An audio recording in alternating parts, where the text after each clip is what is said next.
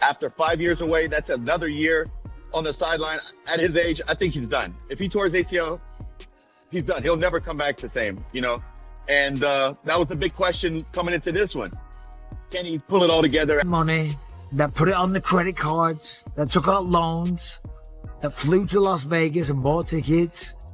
And for the main event to end like that was such a disappointment. It really was.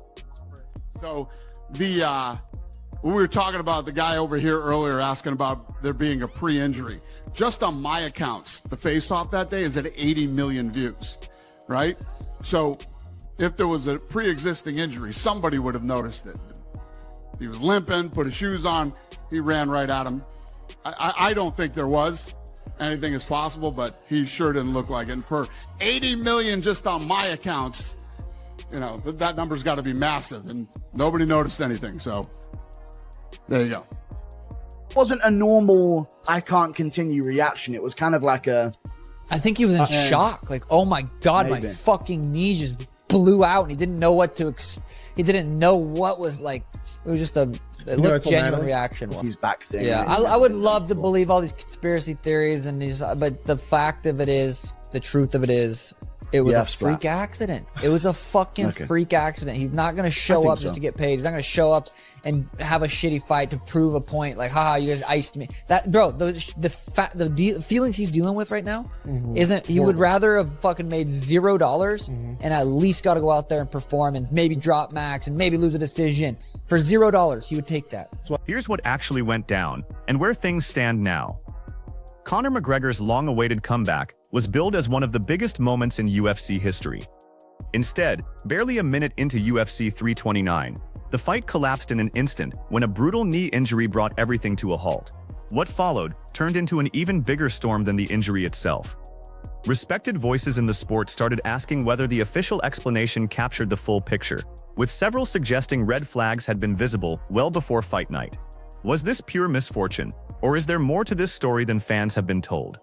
Let's dig into what we know. Last fight, when did you realize that was over? With Conor? Yeah. When he fell down the second time, I was like, oh, this is not good. The first time I thought he just slipped. It's hard to tell. It's wild. It's in the moment. I thought he slipped. And then when he got up and he threw a kick again, I'm like, oh, I don't like how his leg just gave out. That didn't seem like... I'm still hoping he's just slipping. Yeah. I'm hoping he's just freaking out because he hasn't been in the octagon in 5 years. And then he started moving around and he like grabbed his knee and buckled. Okay. And there was some conversation. I didn't notice that. Yeah, there was some conversation going on between him and Max Holloway, and I was like, you know, Max is saying he can't fight, like something's wrong. And he's saying, fight me. He's like, get up. And so he lets him up, and then his knee buckles, and then the referee stops the fight. Joe Rogan's live reaction tells its own story. In the moment, even a veteran analyst like Rogan assumed McGregor had simply slipped. That red changed fast. Everything shifted when Max Holloway backed off the attack and instead motioned for McGregor to get back on his feet. The mood inside the arena turned on a dime.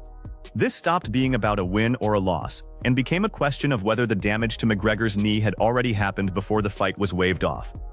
That's the moment the real controversy took root. I mean, I was expecting at least a one-round war, or, you know, who knew what Conor was capable of as far as cardio or whatever else after a 5-year layoff. And, well, there you go. I mean, we're assuming blown ACL.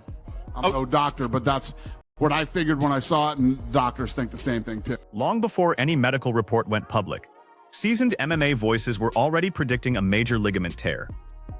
The surprising part wasn't just that McGregor got hurt. It was how fast so many experts landed on the same diagnosis independently. But if the injury really was that serious, an uncomfortable question won't go away. Was there already an underlying issue before the very first exchange? Jumped in the air and threw that stupid kick that blew his knee out is because of the nerves, and also because he wants to show everyone, I've still got it, I'm still that guy, and you never know. There's a crazy world where the kick actually connects, I mean, look at Jorge Masvidal when he sprinted at Ben Askren and knocked him out. It's the quickest knockout in UFC history.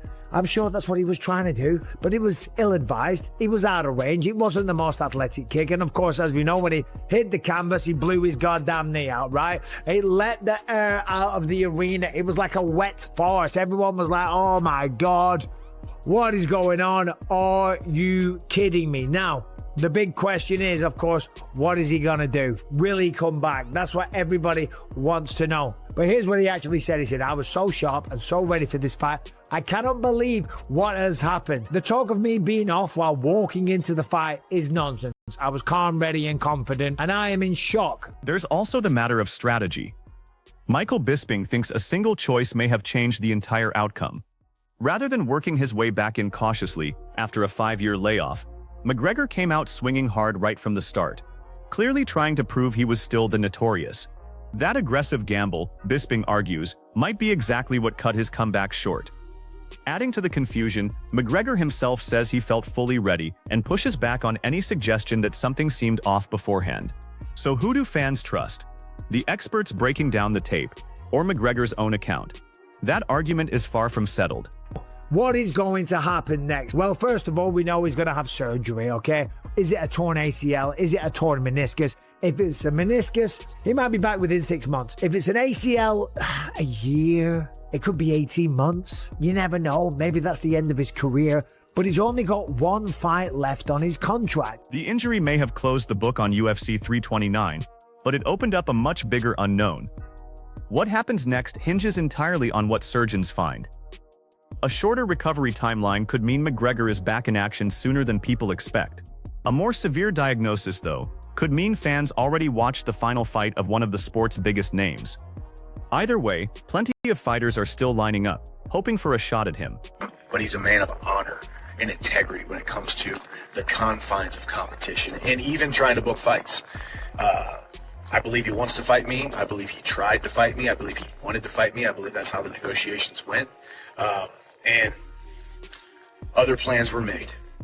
But the honor and the integrity of wanting to stick to and be a man of his word since he pulled out of that fight back in 2024, International Fight Week against me, I think he wanted to actually be a man of his word and see through to putting his name on that dotted line that had my name on it. So when it comes to the confines of competition, the dude would not just show up to take a paycheck.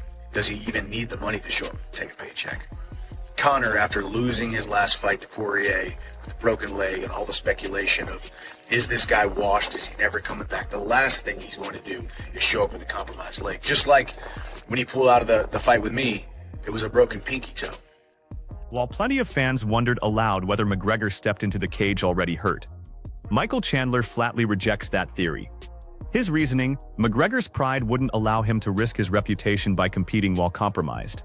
Chandler points back to their scrapped 2024 matchup as evidence, insisting McGregor pulled out then because of a legitimate injury, not to dodge the fight. If Chandler's right, the real question shifts entirely. Was this just brutally bad timing? Looked like he had a hard time putting out his sneakers. Could he have been injured before the fight? Oh, I have no idea. I mean, that I don't know. I mean, the day of the press conference, he came running out of the back and ran right up to him and stopped abruptly and, squared off with him. They were pushing foreheads. And the question of getting paid as you step in the cage was. Well, listen. If anybody saw anything that could. Dana White isn't sold on the pre-existing injury theory, at least not yet. Based on what he saw throughout fight week, McGregor looked sharp, confident, and physically prepared.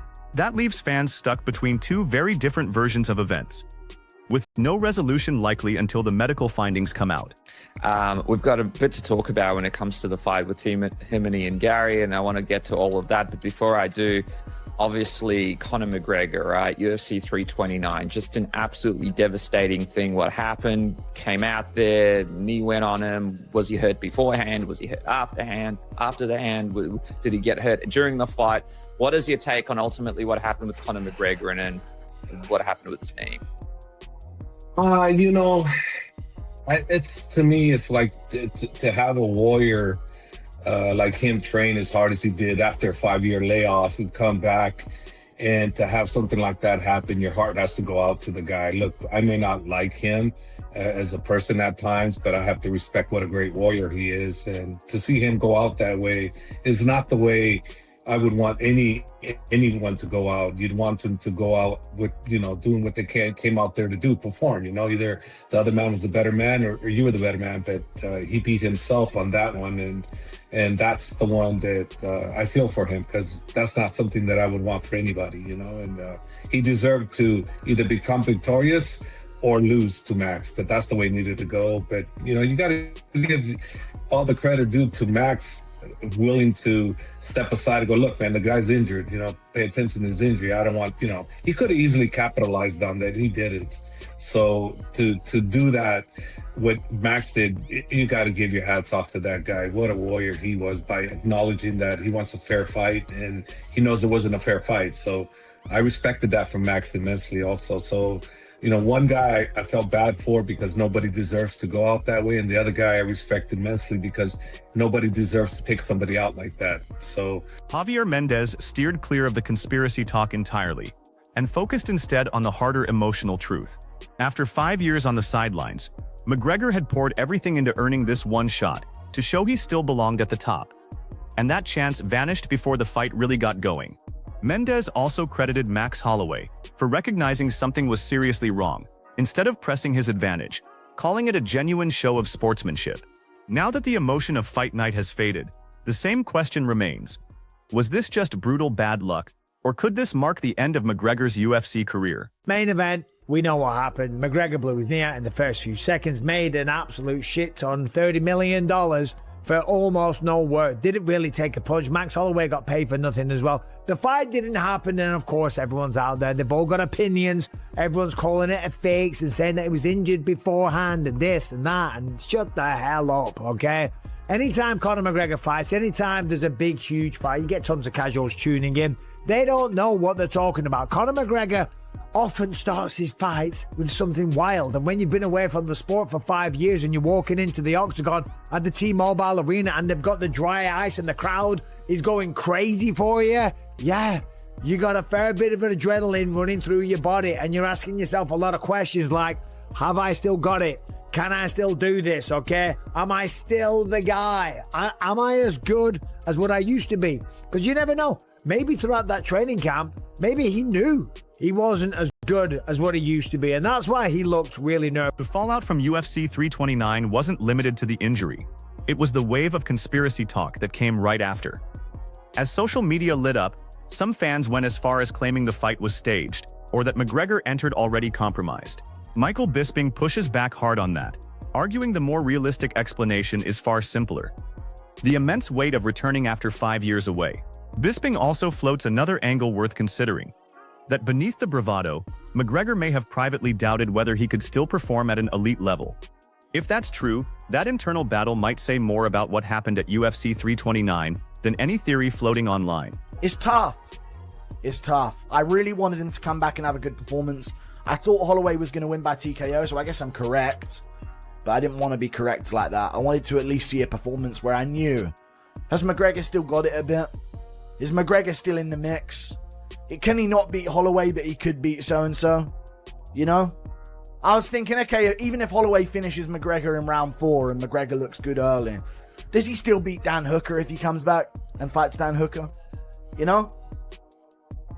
It was just a few of those things where I was just hoping I'd get some answers for what level McGregor's at after these 5 years off. To be honest, he did look a little slow, but it was at welterweight, so that's hard to tell, because I'm used to seeing him at featherweight and his prime at lightweight, but it sucks, man. For a lot of analysts, the real letdown wasn't the loss itself. It was that fans never got the answers they'd waited 5 years for. Could McGregor still hang with the UFC's best? Did he still have the danger that made him a star?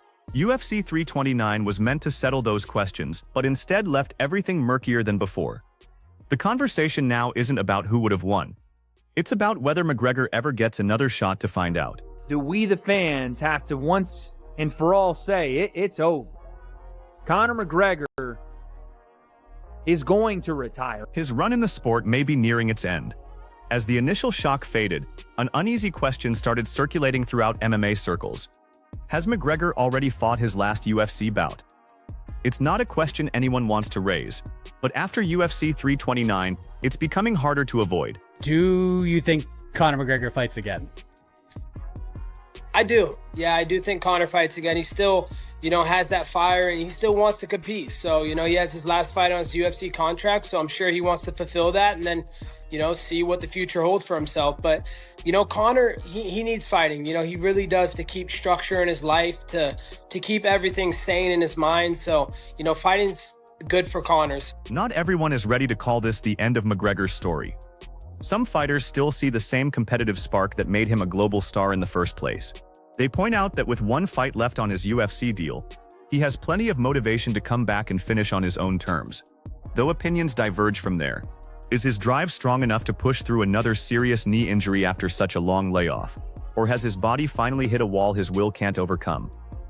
That question may end up shaping how his legacy is ultimately remembered. I don't think there's going to be another comeback for him, right? Especially if it's a torn ACL, it's going to be another year off. I just don't think he's going to have the crowd behind him like he did for this one. He can maybe talk his way into it, but like I said, he's really not even that good of a talker anymore. Maybe you give him a Chandler fight, but Chandler, you're going to wait another year, then probably another year of him training to come back. I just think he made a lot of money this fight. I think others are far less hopeful. They believe a torn ACL would sideline McGregor for another full year, time they don't think he can spare at this stage. By the time he's medically cleared, the entire UFC landscape may look completely different. And while McGregor has always been able to sell a fight like no one else, some wonder if even his star power can generate the same buzz after yet another extended absence. Look, I think Kenny, I only heard like the last minute, but I think he's dead on. I think he tried to conjure up all the things from the past that it just doesn't work like that. Look, we said it, 5 years being away and doing the right thing is hard. Like even Dominic Cruz alluded to that. That guy was doing everything right. He wasn't partying, and it was 3 years, I think he said. 5 years, steroids and fucking cocaine. I don't even know. I'm not saying it allegedly, whatever the hell it is. It's a lot, man. It's a lot on your body. Your body, there's things, I'm sure, Kenny, you think your brain says you could do, and you can't do it, right? You know what I mean? The brain is a really weird thing. It's going to make you believe certain things that just aren't true. And I think that's what we saw. Just he looked old when he got in there. He looked very old to me. Yep. And this is not an old man's game at that weight class for sure. Yeah. And, the inactivity, I just think everything we said was kind of nothing. I don't think he was hurt before. He was throwing those kicks in the dressing room, but why he would even want to lead with a technique like that at this age. Like the older you get, Kenny, that's what you want to be, jumping in the air. Takes a lot of cardio to jump in the air too. It wasn't only the injury that worried some analysts.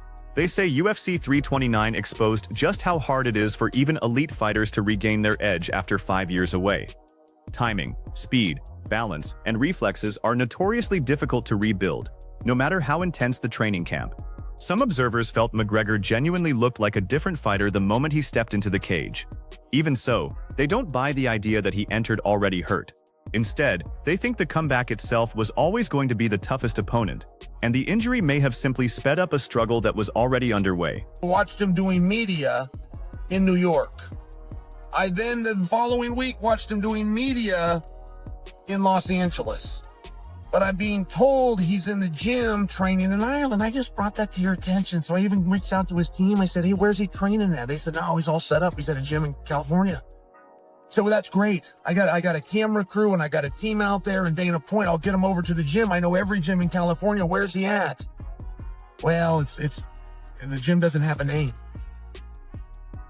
Gym doesn't have a name. Okay.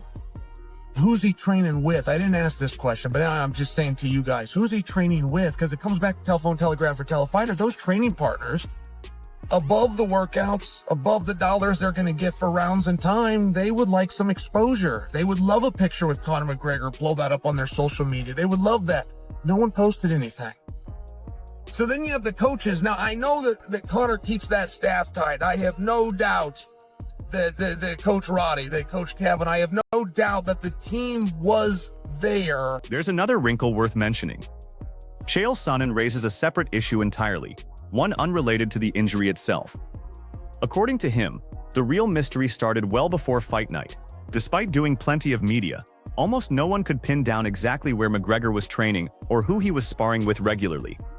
In an age where camp footage usually leaks online within minutes, that kind of silence stood out.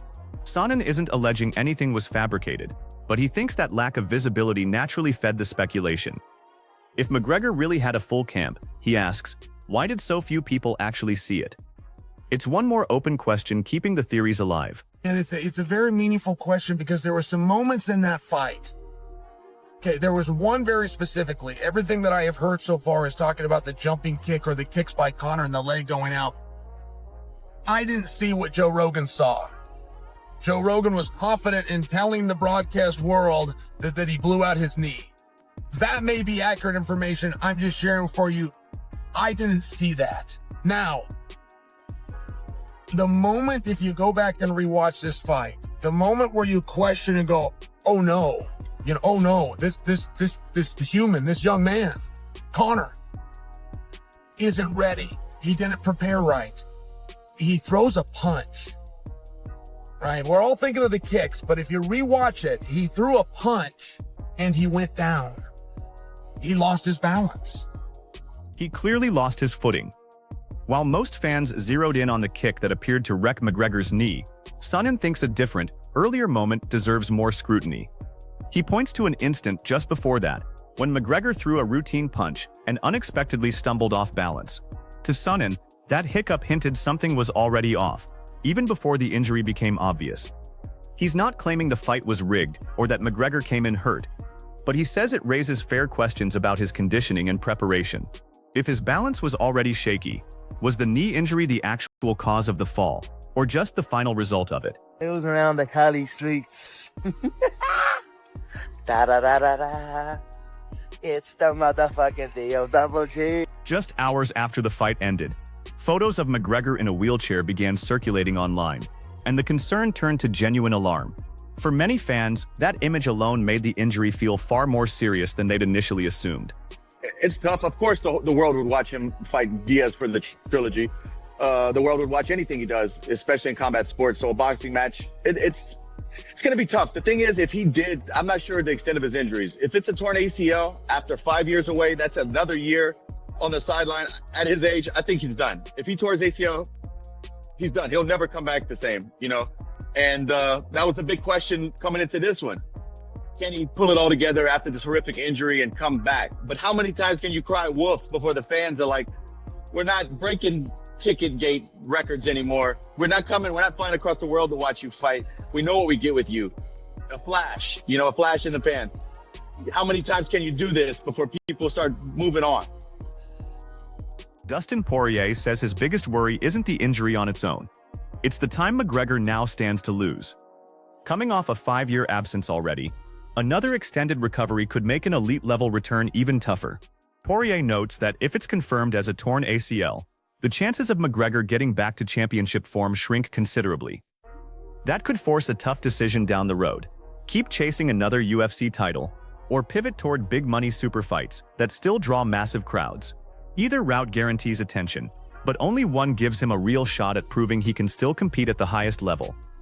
Did anyone really expect this comeback to go smoothly? He always threatened coming back, didn't he? But I think that there's been so many stop-starts with McGregor that no one knows where we're up to. But you know what? I watched a couple of his interviews recently. He seems in a really good place. I know it's only an interview, but he does seem in a good place.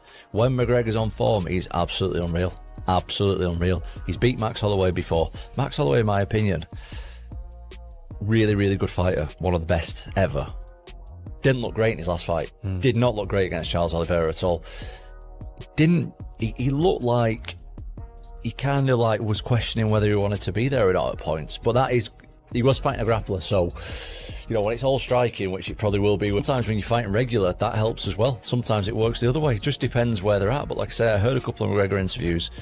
I was very impressed with what he was talking about and how calm he seemed and how focused he seemed. I know it's just an interview, it doesn't really mean anything, but he's up against an active guy like Max Holloway. But I think the thing is that power doesn't leave. Like, he needs one shot and it can be over. So I'm more favouring towards a McGregor win, to be honest. I can tell, but how does Holloway win this fight? Holloway wins by just out-voluming him, being at the right spots at the right time. Very tall, lanky guy, using good footwork, using good timing. His timing is definitely going to be better because he's been fighting way more regular than McGregor.